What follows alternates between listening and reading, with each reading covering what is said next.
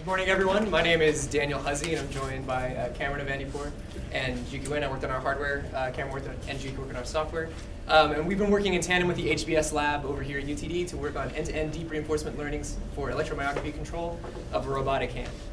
Essentially what that means is we're looking to leverage the compute power of neural networks in order to interpret the electrical impulses in a human forearm and then use those to control synthetic muscle equipped hands. What differentiates our solution from other kind of robotic hand projects that have been out there previously is that we're utilizing the NVIDIA Jetson TX2, which allows us to use much more sophisticated algorithms, have a lot more compute power, and we're targeting continuous control through the use of positional feedback from the hand itself, which allows us to be a lot more nuanced in terms of what we're gaining. In order to accomplish this solution, we've implemented both a hardware solution and a software solution. Our hardware consists of a series of 4 PCBs that enable the Jetson to both sample the EMG signal, amplify it, and then provide supply control voltages to the actual hand itself. We have an 8-channel 16-bit ADC circuit that samples at 2 kilohertz, an 8-channel 16-bit DAC circuit with an adjustable output from 3.3 to 24 volts, an 8-bit 16-channel feedback sensor circuit that is buffered that allows us to read the positional feedback and provide that to the Jetson, as well as an adjustable linear voltage regulator that is filtered at 17 hertz. As far as the software we use, the machine learning algorithms were all coded in Python, specifically the TensorFlow library.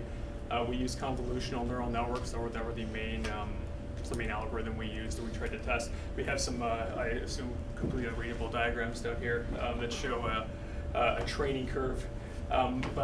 Essentially with the amount of data that we had, which we could only obtain through like an online repository because we ran into some issues during UTDesign 2. So we were only able to use an actual data that somebody else already collected just in order to help the HBS lab figure out some of the convolutional neural network topology as well as the hyperparameters. So we've given them a lot of data so they won't have to be chasing rabbits down the hole when the next group comes to take over from us. So yeah, our prototype that we developed operates at a 3 amp on each of the PCBs with a noise floor of about 2 millivolts. Our training accuracy so far with the data that we have was 86%, and our actual validation accuracy was 24.1%, but that will increase, as Cameron said, as we continue to gather more data. These deep learning algorithms are naturally very data hungry. So while we have not completely developed a consumer-ready product, what we have done is given the HBS lab all of the tools that they need to continue researching and to continue developing the deep learning algorithms that the work that we have begun. Now I think that's all we have, and we'll open the floor to questions.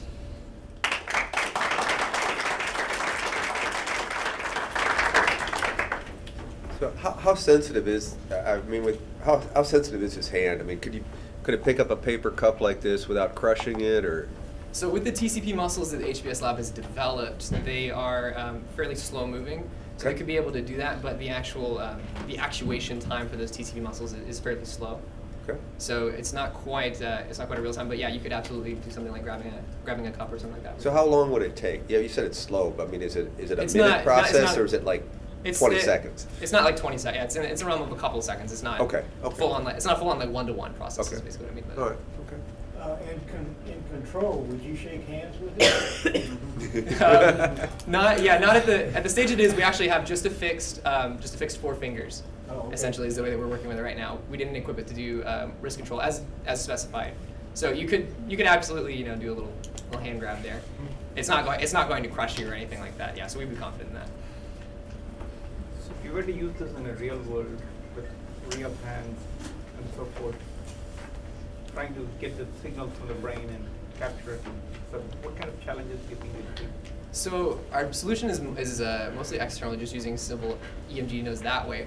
So in terms of the sort of medical aspect, is very easy to do. But the issue with continuous control is it requires a really high sampling and a really low noise rate in order to maintain those kind of the constant sampling you need to update that position.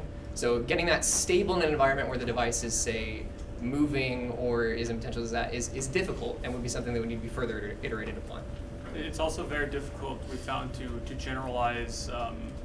If, for example, if I took the signals I collected from 10 people, I could the neural network, let's say everybody did 5 repetitions of a set of movements. I could train it on maybe 4 of those and get a pretty high classification rate on the remaining data set. But if I then take that and then try to apply it to signals that I collected from 2 other unrelated people, it's very low, about 23% with we had about 9 people in the data set, right?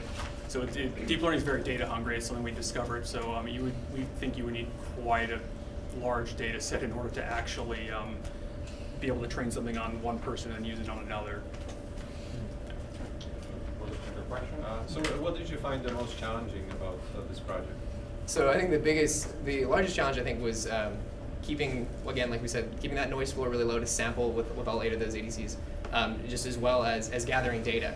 Just because this thing requires, like I said, it requires so much algorithm, and it's so EMG as opposed to things like speech control, things that are very specific to the application. You need to have similar sampling rates and similar configuration rates in order to do it.